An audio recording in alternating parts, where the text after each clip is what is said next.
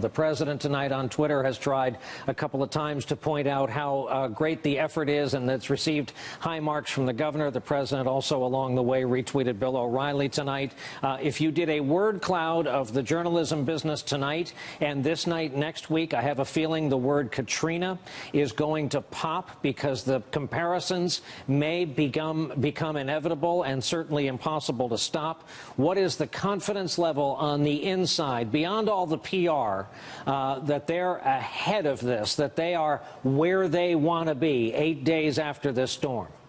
Well, there's certainly a feeling of catch-up at this point. Certainly, at the very least, as you pointed out at the top on the optics, certainly the suffering is also, real and very hard to get their hands around. There is a logistical issue here, but it is also about leadership. What we saw with Katrina and President Bush was not just the actual efforts on the ground, which were hobbled by any number of obstacles, but the sense of leadership, the sense that the president cares and is investing urgency in the problem. Certainly, President Trump in the last few days has begun doing that in a much more sustained way than he did at the beginning. But it's taken a real toll on the perception of his leadership that he didn't do it right away.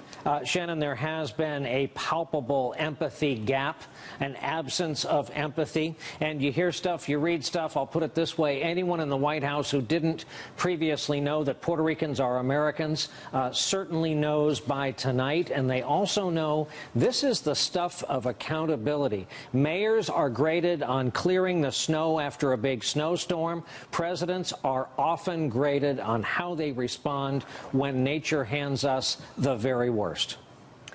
Yeah, and this is Thursday, and on Sunday I could see my Twitter feed and my Facebook feed being posted with images of people saying, what is going on here? Why is the president talking about NFL, and why is the country obsessed with NFL when we have this sort of humanitarian crisis unfolding in Puerto Rico? The optics have been here for days, and they just keep continuing. And to go back to this comparison of Katrina, we now have a cruise ship, a private company evacuating people off this island, and it just rings this memory of Katrina, where you had the Walmart trucks going into New Orleans when FEMA couldn't get there.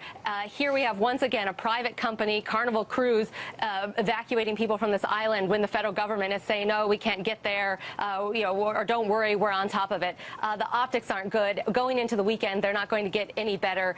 The president goes there on Tuesday. I think there's a sense that hopefully the situation will be better by Tuesday, or not much, better, but the optics will be a bit better by then for his trip. But he could be really flying into a very difficult situation visually as well as, physically on the ground for so many of these people. There were very few heroes in Katrina. We're going to hear from one of them, General Russell Honore, a bit later on in the broadcast. Jonathan, so what's it like on the inside? We haven't really talked, nor do we plan to, about the war with the NFL tonight at long last. We haven't talked about the war of words with North Korea. Other topics bubbling while all this goes on. That's right. This is a president and administration that likes to say frequently, we can talk and chew gum at the same time, right? They like to think they can handle multiple things at once. We've heard Sarah Sanders say that repeatedly. They have to do that now. You didn't even mention, of course, the ongoing Russia probe, right, with daily developments. There's that. Daily developments there. There are certainly in the last few days, publicly, there's been much more of an effort to engage here on Puerto Rico and the crisis there. The president has finally started tweeting about that more than about the NFL.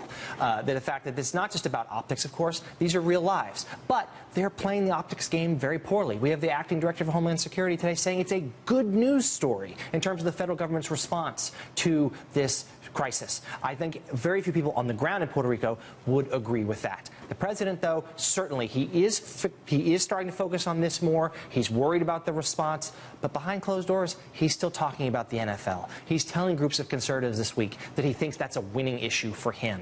He feels like that his base really responds to that they're angry that players are taking a knee or linking arms, in a protest of the national anthem, because he has also decided to turn this into a personal issue for him, where he feels like that protest is as much about the president as it is about the flag. Hey there, I'm Chris Hayes from MSNBC. Thanks for watching MSNBC on YouTube. If you want to keep up to date with the videos we're putting out, you can click subscribe just below me, or click over on this list to see lots of other great videos.